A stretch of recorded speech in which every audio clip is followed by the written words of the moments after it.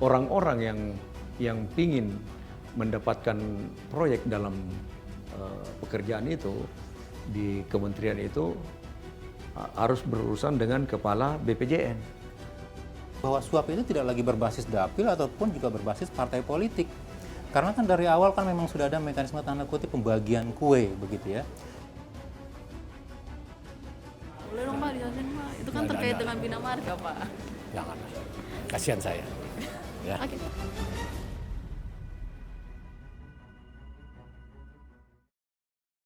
Penyesalan memang selalu datang belakangan. Mungkin ini juga yang dirasakan Damayanti Wisnu Putranti, mantan anggota Komisi 5 DPR RI yang dituntut 6 tahun penjara dalam kasus suap pengaturan proyek pembangunan infrastruktur jalan di Maluku. Kasus ini sudah menjerat beberapa anggota DPR, pejabat di Kementerian Pekerjaan Umum, dan tentu saja kontraktor yang mengaku sudah menggelontorkan puluhan miliar rupiah ke sejumlah pihak demi mendapatkan proyek jalan itu. Belakangan Damayanti siap menjadi justice collaborator untuk membongkar kasus suap yang diduga melibatkan sejumlah koleganya saat masih menjadi wakil rakyat di Senayan. Pemirsa, siapa sajakah pihak-pihak yang terlibat dalam kasus ini? Benarkah juga menyentuh petinggi di kementerian dan level pimpinan komisi? Inilah penelusuran tim Realitas.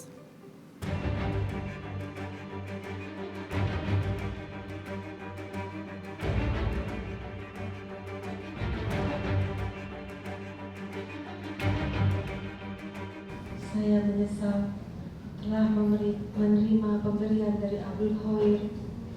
Saya adalah korban dari sistem yang telah ada selama ini.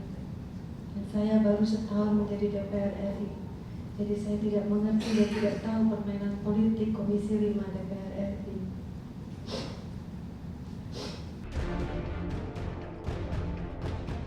Inilah salah satu cuplikan pembelaan yang disampaikan Damayanti Wisnu Putranti pada sidang pledoi di Pengadilan Tindak Pidana Korupsi hari Rabu 7 September 2016. Tangis Damayanti akhirnya tak terbendung ketika dirinya membacakan pledoi pribadi setebal 9 halaman ini. Dalam pledoinya, Damayanti keberatan dengan tuntutan jaksa penuntut umum yang menuntutnya 6 tahun penjara. Tuntutan tersebut bagi saya sangat tinggi. Saya membayangkan bagaimana saya harus menjalani hari-hari saya jauh dari anak-anak saya.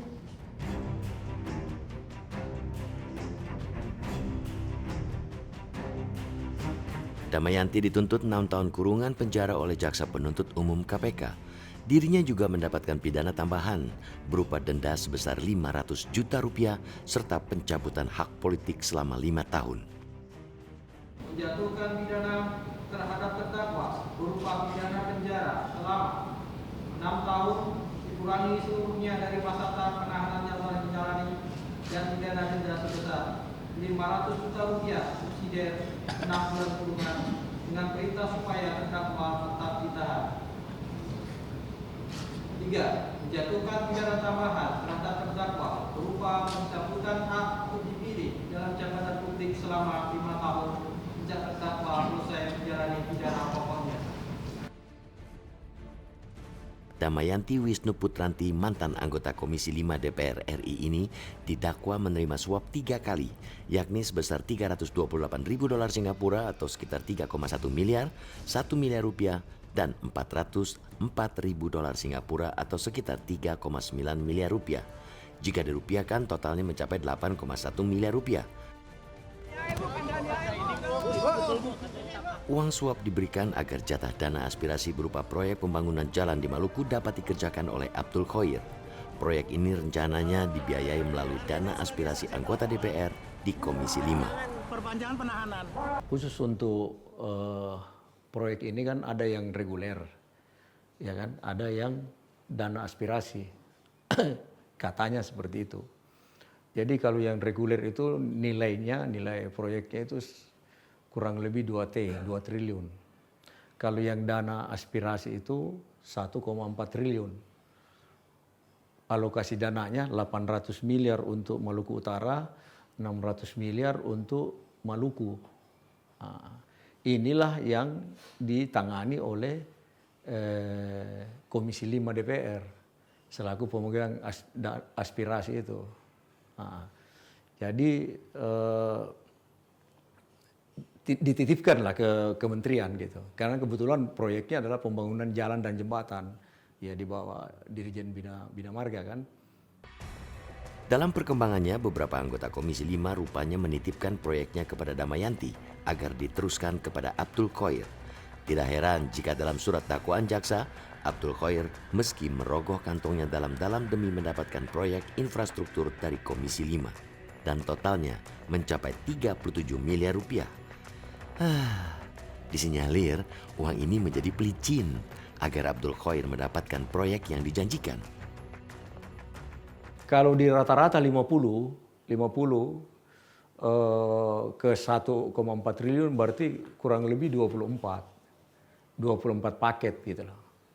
24 paket. Inilah 24 paket ini akan dibagi-bagi, akan dikerjakan oleh para kontraktor itu dengan catatan ya harus mengikuti itu sistem di sana, harus membayar duluan. Di tengah proses hukum yang tengah melilitnya, Damayanti mengajukan diri sebagai justice kolaborator. Keterangan Damayanti diperlukan KPK untuk menelusuri lebih jauh siapa saja pihak yang terlibat dalam kasus ini. Beruntung, permintaannya menjadi justice kolaborator dikabulkan KPK. Kesaksian Damayanti menjadi begitu penting dalam mengungkap keterlibatan pihak lain, utamanya di lingkaran Komisi 5 dan Kementerian PU-PRA. Lihat saja ketika dirinya menjadi saksi Abdul Khoir awal April 2016. Jadi jatah aspirasi di Komisi 5 ini itu terpecah menjadi 20, kalau tidak salah 20 sumber daya air, 21 bina marga, 19 cipta karya.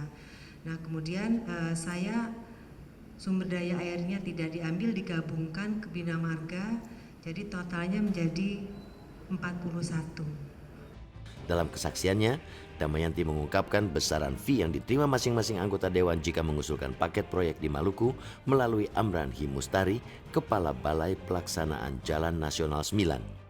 Pak Amran sudah menyampaikan kepada kami berempat bahwa akan mendapat fee 6% dari maaf yang mulia, akan mendapat fee 6% dari nilai masing-masing yang sudah diplotkan oleh pimpinan dan kapoksi masing-masing. Jadi begini, ini tender kan belum dilaksanakan. Kecuali tender udah dilaksanakan kan belum. Jadi bagaimana Pak Amran bisa tahu? Perencanaan tingkat di atas udah matang, kayak kuenya udah matang, udah masak ini. Pak Amran di bawah ini monitoring aja, monitoring doang karena jabatan struktural sebagai kepala balai. Jadi kalau dia mengetahui, saya pikir tender juga belum. Kecuali tender sudah dilaksanakan ya, Pokja sudah kerja, Satker Pokja sudah kerja, WLP ini belum selesai. Buktinya sampai sekarang belum ada kan? Yang proyek itu tenderkan.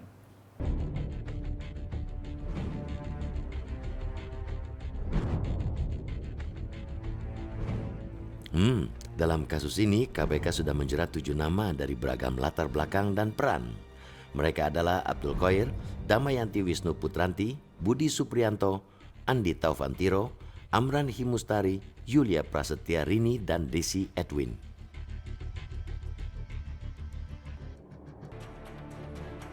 Komisi Anti Rasuah juga telah memeriksa sejumlah anggota Komisi 5 lain, termasuk pimpinannya Ferry Jamie Francis dan Michael Watimena. Prinsipnya semua kita sudah jawab kemarin dalam persidangan, iya kan?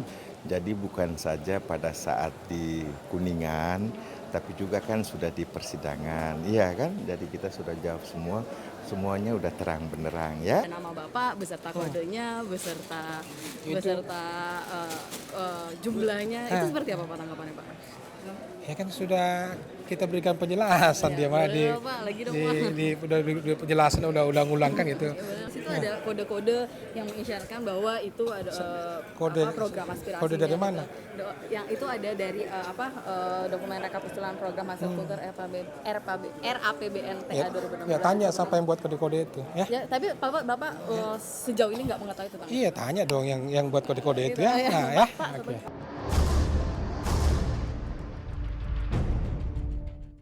Fakta demi fakta terungkap dalam proses persidangan kasus suap infrastruktur yang melibatkan para anggota Komisi 5 DPR RI.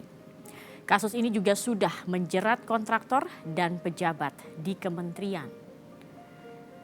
Lantas bagaimanakah pola permainan yang dilancarkan para pelaku dalam mengakali proyek di Gedung Dewan? Dan siapa pula aktornya? Realitas segera kembali.